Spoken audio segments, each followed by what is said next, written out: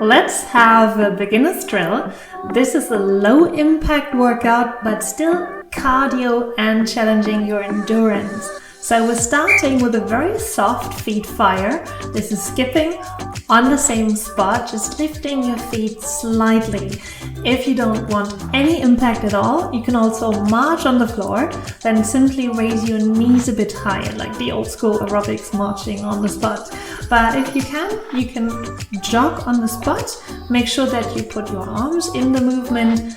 The arms are always working. Runner's arms diagonally to those legs. And we're having 45 seconds for every exercise. That's enough time to challenge your endurance. We're going to the limit of our anaerobic, that's without oxygen, capacity. Well done. Let's do some forward lunges. So we're starting in standing position, feet are parallel, and then we're falling out forward into a low lunge. That's knees 90 degrees in your end position, forward and back knee 90 degrees. So you really need to step forward a lot. If you want to make this a little bit easier, you can also do the stepping back variation. Because your weight is slightly forward, you will have less impact on that stepping out leg. But if you're fine with stepping forward, then simply step forward, step back, step forward, step back. And your arms are changing with your legs. The arms go diagonally. Try to pull the back arm backwards and the forearm forwards. Very nice. This is still the warm up. And we're gonna have one high impact right now. So if you can, butt kick, so it's just jumping from one leg to the other by lifting your heels to your hips. If you can't do the jumping and you want to stay low impact, then simply do it on the spot, lifting, stepping, lifting, stepping, lifting, stepping, and having no air time. But if you can, and to finish the warm up here and to really warm up those legs and those glutes, do some butt kicks. This is fast legs lifting to your hips again on the spot, and you're kind of dancing on the balls of your feet here. So you want to be light and easy on those legs, jumping from one leg to the other while kicking your butt. That's 7 more seconds, and I hope you're feeling warmed up right now. We're gonna do a little bit of stretching now for the spine. Wide squat rotation. That's a very wide squat. Knees and feet are pointing outwards. Hips are knee height, so very low. And then bring your hands to the inside or on top of your knees and rotate your upper body. Rotate your spine to one side. You can help with your hands, so your hands are pushing into those knees so you can rotate a little bit further. Try to push one shoulder down, this is the inner shoulder, and the other shoulder is lifting up and pushing up. And this creates this really good rotation in the spine. Try to put the head into that rotation so you're looking over your shoulder. In order to elongate your back, try to arch your lower back slightly so that your sitting bones are lifting. That's great. Well done. You deserve a nice forward foldy stretch. And we're doing it dynamically. We're not just staying in a full stretch. We're bending the knees, rounding the back, pulling the tailbone down, then coming into full stretch, then lifting onto the toes, still staying in full stretch, and then bending again. So you want to stop for a split second when you're in basic full stretch with the heels on the ground, then bending the knees, rounding the back, coming back into full stretch, lifting still with the nose to the knee, and then coming back onto the heels. I like to hold on to something with the hands so I can really pull back and rounding my back and mobilizing my spine and pulling a few vertebrae apart that might be stuck a little bit. If you don't have something to hold on, it's perfectly fine. Right, then step backwards into plank position. First workout here for the core. So start in plank position, nice firm core, pulling the hip points together. Then shift your sitting bones up and backwards into V pose, downward facing dog. Then coming forward, you want to roll forward, crunching, like doing a crunch and pulling your head slightly in. And when you're in a plank position, you can kind of roll out and pull your head forward as if you wanted to push the crown of your head out of your shoulder girdle, really staying proud and long. Your heels want to push backwards, they're shooting backwards, and the crown of your head is shooting forward. This creates this length, and you don't need to focus too much on pulling your core in. That will happen automatically. Fantastic. Some more in plank before we're standing back up. That's walking push-ups. We have 3 positions: middle, out, middle, and in. That's 4, but middle is twice. So you want to start with a middle push-up, elbows out, then go even wider, elbows out, then come back into the middle position, hands underneath the shoulder, and then come really narrow with the elbows in and the elbows almost touching rib cage, and then go back into middle, out, elbows out, middle, whatever middle is to you, and then very narrow in, elbows in. So we're changing between the chest push-up, a wide chest push-up, and then the triceps push-up with the arms really, really narrow. Fantastic. You can come back up, relax those arms and shoulders a little bit, shake those wrists if you need to. So here we go with a little lunge, stepping outwards. You decide how big of a step you're gonna make. You can either fall to the sides, so make this a little bit more impact, or you can simply step out. Make sure that the leg that's stepping out has its foot and knee turned outwards to protect the knee, and make sure the knee is pointing towards your second toe. So the knee and foot are always aligned no matter what you do. If it's a squat, a wide squat, a lateral lunge, a lunge, knee and foot are always pointing into the same direction. Lean forward a little bit and get those arms nicely in. The inner arm is always pointing forward, the other arm is pointing back. Nice little lunge here. Great. One more for the legs here before we move back to the arms. So this is a wide squat walkout, very dynamic, and you want to switch legs every time you're back into the middle. So start feet parallel, then walk out into a V, and then walk back. You can tap your foot in the middle when you're back into your feet parallel to make sure that you're changing legs. So that's left, right, left, right, right, left, right, left, left, right, left, right, right, left, la la la la la. Very good. Your arms are going with you. And if you don't keep those rhythms, just make sure that you are approximately doing the same amount of walkouts as you're doing with the other leg. Very nice. Dip lower with your hips. Dip lower with your hips, so the hips go really, really low. Try knee height. Very nice. So here we come back to the arms. We're going into a reverse 4-point stance. So this is crab position. And now you're lifting those hips up and lifting one arm to the sky, like a T pose. So the arm reaches up to the sky while you're pushing your hips up to the sky as well. You want to keep your feet firmly in the ground.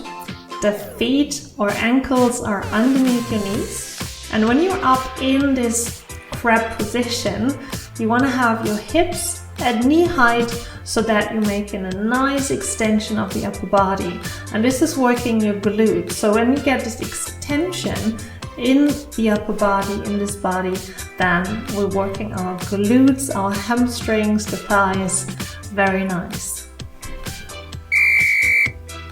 Look, then turn around into a 4-point stance. Another one, we're coming to bird dogs. This is a very easy but important back workout. So you're lifting diagonally, right arm, left leg, contract in the middle, round your back, stand back out, and then step everything back together and lift your left arm, right leg, crunch round your back, lifting, extending, and then putting everything back into place. Great. Make sure that you're extending twice and then switching side. Lifting, crunching, rounding, pulling your chin slightly to your chest, pulling the navel in, rounding your back. And when you're extending, you don't need to come further up than your hips or shoulders. Wonderful. 2 more exercises for your legs. We're coming to a nice and easy squat. You're standing with your feet hip-width apart. The toes are pointing slightly outwards. Keep your foot on the ground and then bend your knees 90 degrees, shifting your pelvis back and down. When you're bending your knees, the arms go forward and then pull back when you're coming back into standing. So arms pull forward when you're bending and back into standing. Very nice. This is great for your glutes because we're going into a full body extension here, but you don't need to press your hips too far forward. Coming back up into standing is totally fine. Keep breathing here and keep a steady, challenging rhythm for you and go as low as you can. Last dynamic exercise for the leg, switch lunges. It's almost like a lunge stepping backwards, but this time we're adding a squat in the middle just because we can. So squat low and then step backward, right leg. Squat again, low, feet parallel, step left. Squat again, right leg. The only challenge here, apart from the squat and the lunge, is the arms here. So you want to have the arms parallel going forward in the squat, but then go back to your runner's arms diagonally when you're stepping backwards into your lunge position. I recommend to do the stepping backwards here in the lunge, though of course you can try stepping forward with the lunges, which I think is really challenging because of the opposite direction here of the hips going back in the squat and then also going back in the lunge when you're stepping backwards. Great! Bear hold, no bear hug, so you can do those too. But here's a bear hold. This is 4-point stance, but lifting the knees. Yes, you heard correctly. So your knees are lifting a few centimeters off the floor. This is challenging for your quadriceps and your core, and also slightly for your arms. So the advantage is you can always put your knees back onto the ground for a few seconds if you need to, and then lift back up as soon as you feel like you can do it again. So try to do as many seconds as you can here with the knees into the air, pulling your navel in, pulling your crown of your head out, away from your shoulder girdle. Try to relax your trapezius, your stress muscle. This is by pulling the shoulders and shoulder blades down over your rib cage. Wonderful. One left, one right. We're going to start with the right T-stand on your knees. If you want to, you can always do it on your feet or one knee out, one leg out. So come onto your right hand and onto your knees, then shift onto the side and stay in this side plank position. You can keep your hand on your hip, or if you want to, up in the air, pointing towards the ceiling or sky, or over your head, elongating your whole side body. Very nice, pushing your hips up. Now for a challenge, if you're on your knees, you can put one leg out so that you're standing on the inside of your upper leg, or even bring the lower leg out as well as to come into a side plank on your feet and hands. Well done. Let's switch sides. This is on your left hand now. Do the same variation as you did on the other side. Come onto your left hand, onto your knees, and then pressing your hips up into a nice side plank position. This is a great core workout exactly for the stability of our sidelines. This is our hips and the oblique muscles of our core. For runners and even for hikers, or if you like walking, this is great hip stability because we're strengthening the abductors here and the medial glutes, which are helping our hips to stay firm in walking, in running, in jumping. So we really need those muscles. Well done. So ladies and gentlemen, since you're well warmed up now, we can start our workout. There's 5 more exercises that challenge you. We're starting with the kneeling to squat. So come down sitting on your heels and then push yourself up propulse yourself up, explode yourself up into a low squat here, and then come right back into kneeling and sitting on your heels. So try to get those arms into the movement. Double arm swing, parallel arm swing is the best to get you up and running. And then don't linger up there in your squat, come right back down into kneeling. This is so much fun. When you're stepping out, try to change legs every now and then, and also when you're stepping back, so that you have equality, balance between left and right here. Fun! Great! Then a bit more for your cardio, for your endurance. You can either step this or run this. If you want a low impact, do the stepping. If you can do high impact, then do the running. The middle leg is coming up into a knee, and pulling the knee to the elbow creates a little bit of a pause here. There's a pause, pause, pause, pause, while the knee and elbow are pulling together. The steps are 3 steps, out and in, out and in. It's a little bit of a waltz or a salsa, probably more like a salsa. Think of Rio de Janeiro and the carnival there, and you'll get the rhythm. So it's out, out, out, out. 1, 2, 3, 1, 2, 3, 1, 2, 3, 1, 2, 3. On the 1, the knee comes up and the elbow comes in. Very nice, you did it. Great job. So that's why we can rest a little bit on the floor. We're doing shoulder taps for the arm muscles, arm and shoulder stability. This is working our shoulders, triceps, a little bit our latissimus, core of course. And you can decide if you want to stay on your feet or on your knees. So either or, I want you to have your shoulders parallel to the ground and then tap the opposite shoulder. When you do, your shoulders are not moving, and so does your hips. Your hips are not moving. Feet or knees firmly pressed into the ground. Core and navel are pulled in. Hip points are pulling together. So this is also challenging your core. You can see my oblique muscles here working really nicely. So this is what's going on here. Core training, shoulder training.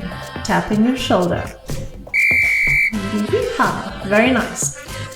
Here's a very easy walking frog. There's a more challenging frog jump in another video, but here we just go for bending, stepping backwards, stepping forwards, stepping back up. This is like an easy burpee variation. Stepping forwards, coming back into standing. Hands down, back into plank, forward full stretch, and come back up. Do that as fast as you can. If you're feeling like it, of course you can add a little bit of jumping, either jumping backwards or forward instead of the stepping, or both. Oh my god, do whatever you can. You want to keep it low impact, just do the stepping and then getting back up.